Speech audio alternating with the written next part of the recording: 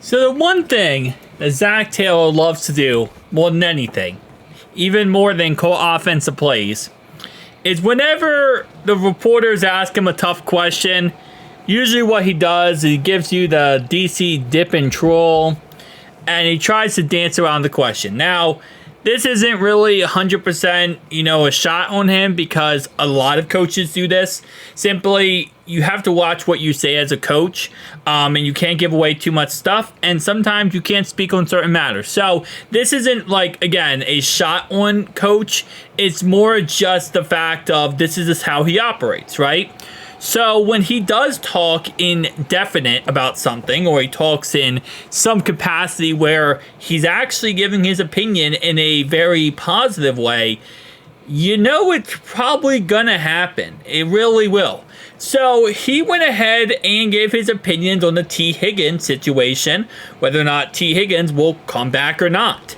And before the reporter could even finish the question, he automatically says absolutely. Yeah. Talk to Zach Taylor about the importance, regardless of how Week 18 plays out, of keeping Joe Burrow, Jamar Chase, and T. Higgins together in Cincinnati. Coach said, we know what we've got with those guys on the field. Those guys want to be here, and we want them to be here. Those are off-season conversations to be had, and but we know what type of team we have when those guys are playing together. Now, you might say, well, this isn't really much. I mean, he's just saying the obvious.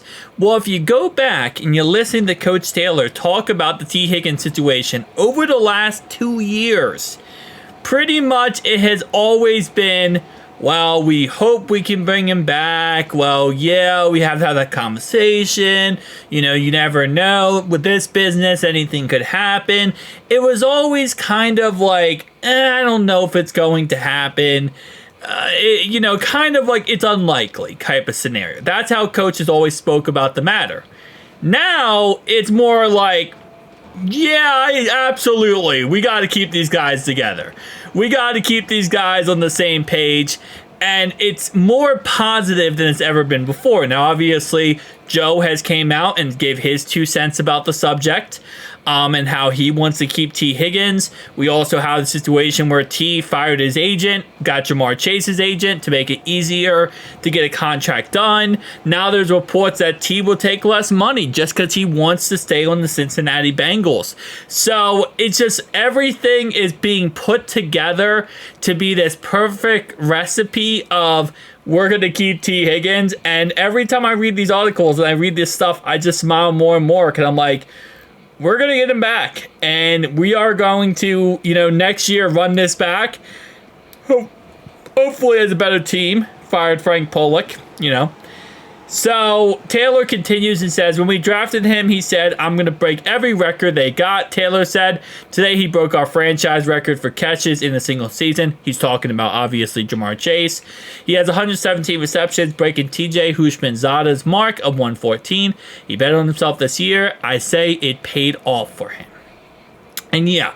So again, listen, at the end of the day, we still have to figure out numbers, figure out how those contracts will work with T and Jamar Chase. Obviously, having, again, the same agent helps out a lot. It keeps more of a package deal in mind, and they can kind of work out negotiations a lot faster.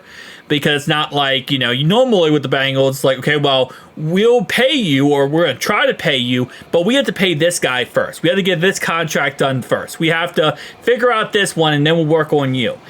They don't have to do that with the situation. It's the same agent. So it's not oh, hey, yeah, so today we're going to talk about Jamar Chase.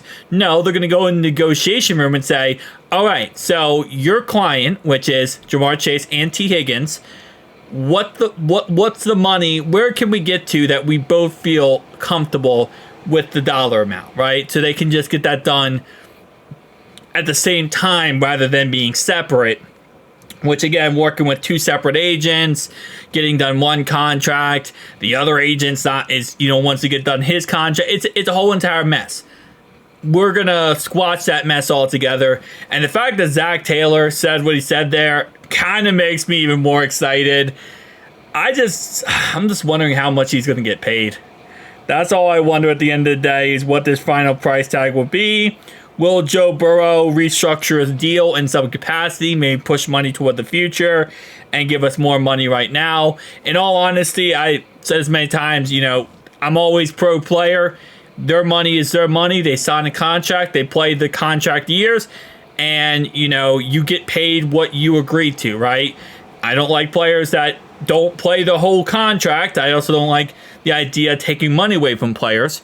But I will say, Joe, definitely, if he wants to help us win a Super Bowl, if he pushes some money toward the future, not taking a pay cut, but push money toward the future here, and, give us more cap space next year, we could really work on this offensive line, maybe get this offensive line figured out, and then also get some more money for defense after we pay T and Chase. So there's situations, again, and we can work around his contract because it's not fully guaranteed, and we can always push money toward the future, restructure in the future, all that kind of stuff. But tell me down below your thoughts, opinions. I'll see you guys next one. Peace.